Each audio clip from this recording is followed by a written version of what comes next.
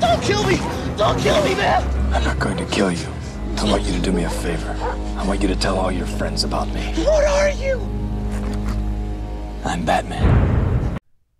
Hello everyone, thanks so much for joining me here today as we get to talk about one of my favorite subjects, comic books. My name is Jose, I love comic books, I love talking about them, I love sharing them with you. Feel free to follow me on social media if you would like. Links are in the description below.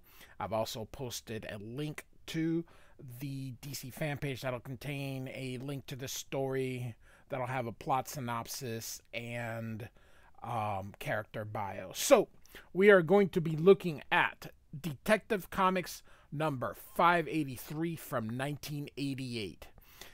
This is although it is not Norm Breyfogle's first Detective Comics. He had done 2 previous issues before, and I believe he had done an annual.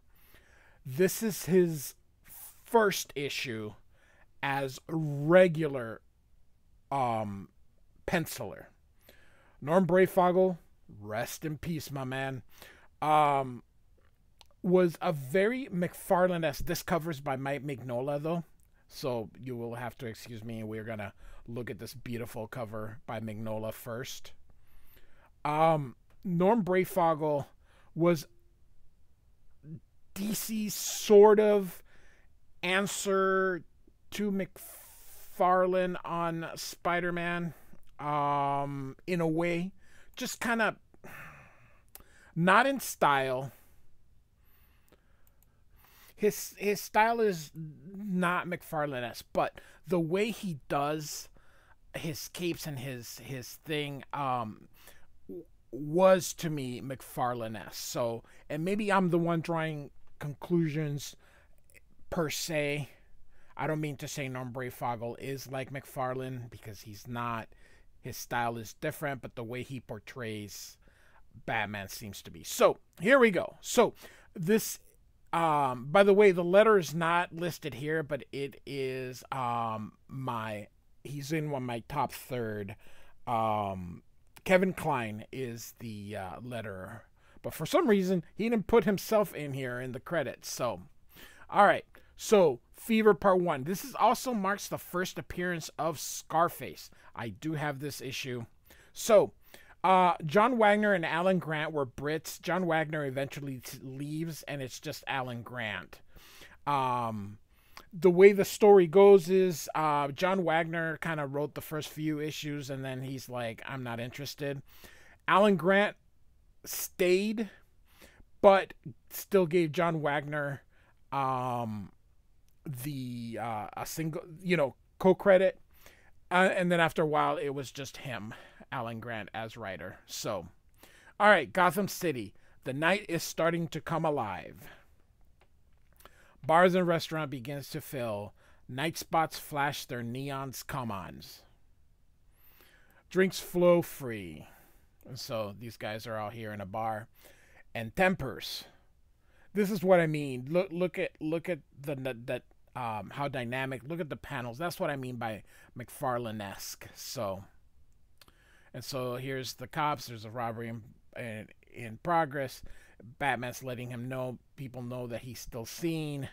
Everybody, So, here we're going into this club. Fat Man and Louise. I'm surprised you two had the gall to show up here. Listen, Rhino, we can explain.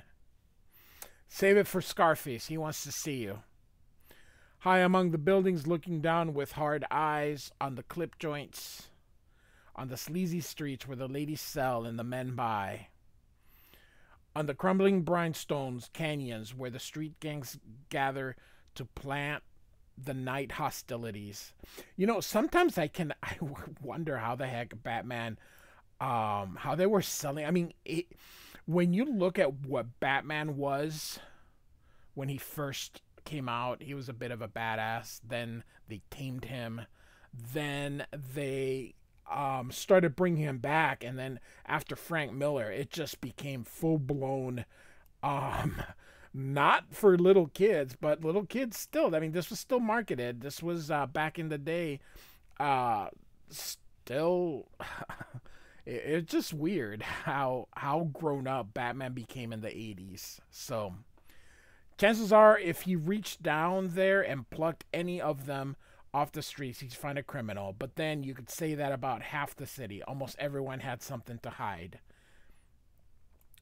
When you are the Batman, when you hate crime with a passion, that drives you to fight it every waking moment of your life. Where do you start? Suddenly there's a scream. And it starts with a scream. So, and I love Batman. Like, suddenly his eyes widen, his mouth is just... Fevers, they call them on the street.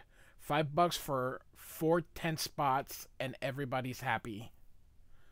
Okay, sorry, $5 for 4. Sorry. Alright, let's get hot. Yeah. And so everybody's taking one. And he's like, what's the matter, chicken? And so they all take it. And you can see here, oh, my head's burning. A little snot nose. Never should have brung him. Hey, you ought to see your face, Jacko. You're sweating lava. Don't call me Jacko. I'm the fever god. So, destroy all trash. Oh, wow. Hey, look. A putty cat. A nice little... Ah, scratch me. I'll rip your stinging tail off. No. Torch it. Sacrifice it to the fever god. And so, you kids, what are you doing here? And you got no right. Go off. Beat it. In your ear, Granddad. Don't lip on me, as he goes to hit one of the kids. The cat gets away, in case you were concerned. He hits the old man. You asked for this, and they are burning him. Now you got the fever, Granddad, and their kids are all laughing. Let my stinging cat go, would ya? And you can see Batman's head in great... love this picture, or this panel with Batman. Kids, he says. And kicks that kid in the back. Pushes this one away. You don't scare me, Big Shot. Fever God can burn you too. And so Batman grabs him by the hand. Crazed eyes, sweat running from every pore, high on something. Let me go, I'll kill you, says the kid. He can only be 12 years old. Don't want to hurt him. Exact pressure on the carotid. And the kid's out. Puts out the fire. Here comes the police. Batman, what we got a call. What's going on? Murder. I got here too late. He's dead. But hey, the cat's okay. So I'm an animal lover, so I was like, no, not the cat. Better get an ambulance for this one. He's having some kind of bad trip. Where these the ones that did it, huh? On your feet. I didn't hit you that hard. Get your stinking hands off me, piggo, as that kid is struggling. Fever heads out of their skulls. In the car, you.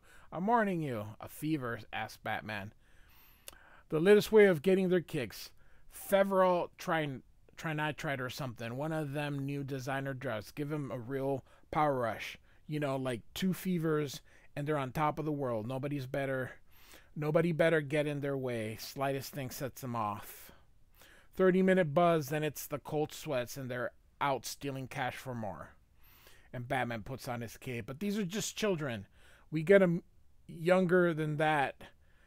Had an 8-year-old last week chop off his mother's fingers with a machete, high as a kite. So, very dangerous drug. Batman, of course, is not very happy. He demands to know who's selling the drugs, and the kid's like, you know, not telling you nothing. The cop says, you won't get any cooperation out of him. Anyway, we know where the stuff's coming from. And Batman says, you know, then why the hell haven't you stopped it? And the cop's like, hell, you think we haven't tried to stop them, Batman? You think we want these feverheads roaming the street thinking they're Godzilla? And so the pushers are working out of this fort on Delirious Street. Proper name. You know, steel shutters on the windows, plates on the doors, lookouts on the roof. They make their deals through the mailbox. Cash in, fever out. Simple as that. We busted them twice, but in the time it took us to smash down the door, the fever was down to John. Now the creep's got some hotshot lawyer to slap an injunction on the department. Harassment. Can you believe it, Batman? And so... Maybe the law can't touch him, but the Batman can. So, all right, so here we go. We got this club called Ventriloquist Club. The court is now in session. His Honor Judge Scarface presiding.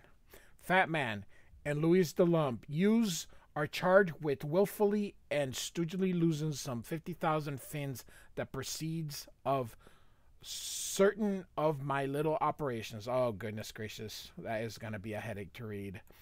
So basically they lost 50,000 that dollars. Is that what fins means? I'm sorry. I was from that era, but I don't speak 80s street language. So $50,000. Yep. So nobody loses $50,000 and gets away with it. The sentence is death. And this guy goes, "You got to understand, Scarface, the punks was on us before we knew they'd blow us away if we tried anything. I'll blow your head." Oh, wait, I'm sorry. I do apologize, but,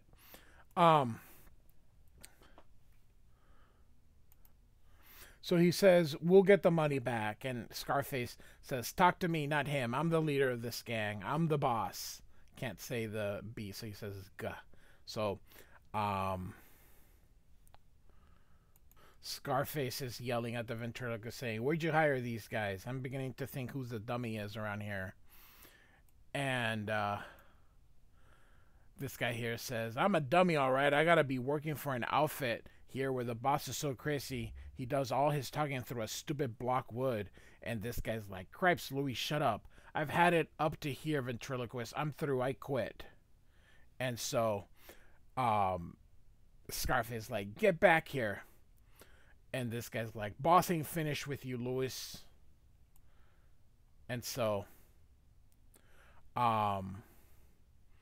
there's the ventriloquist says, "There's no need for killing. I'll be the judge of that."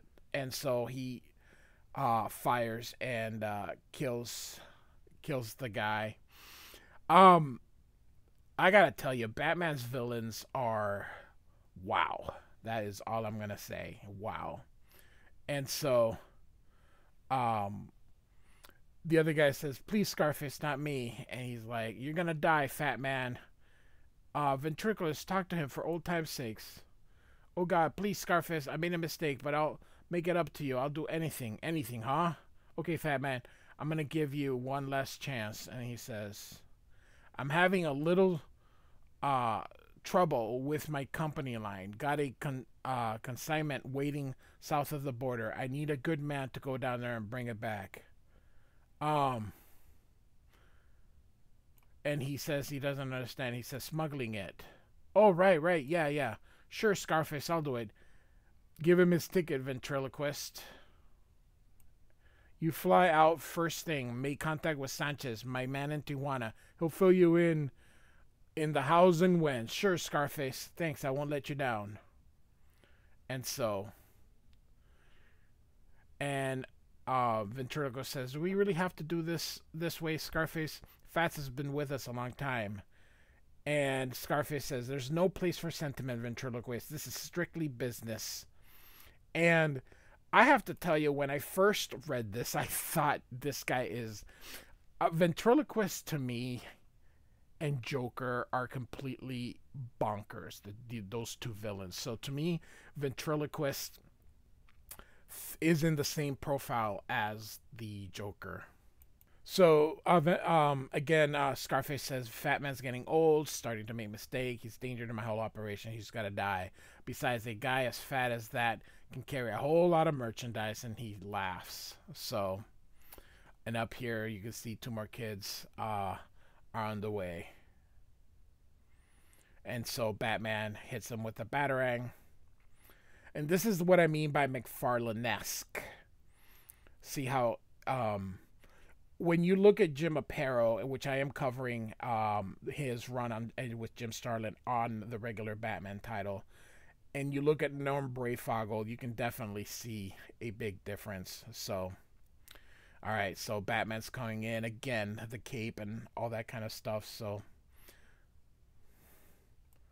And so Batman is going to make a bomb. He's making a timer. He's counting down, and it didn't go through. Or there's a guy coming through. He's like, damn. And he gets that guy out of the way because he's not about to kill someone. Then it explodes. And this guy's like, what the hell? And there's Batman. And so takes one guy out, takes the other guy. Nope, same guy. It's my bad. Then this guy, and this guy's trying to run with drugs. And he's like, too late, Charlie. You've been caught short. And so he flushes the toilet with him. So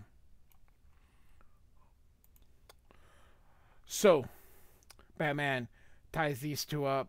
He's got this one, grabs these pills, and of course he's angry. He says, where do you get these supplies? This filth, sorry, who supplies you? And the guy's like, I'm not saying nothing. And Batman's like, I'd advise you to reconsider. And he's like, hey, please, it's more than my life is worth, he says. Right now, Worm, your life's worth nothing. And you can just see, this is just great. Batman is like, I want a name. He says, okay, I'll give you a name. They call him Scarface. And we just ended there, which I think it's a very solid debut issue. I think it's just a very solid thing. So, all right. So that'll conclude it for us. So Detective Comics 583 from 1988. The debut of Norm Breyfogle as the regular penciler. He would be a longtime penciler. Rest in peace, Norm Breyfogle. John Wagner and Alan Grant with the writing. So, hope you enjoyed it. Like and subscribe. And I do want to thank you for listening. Goodbye.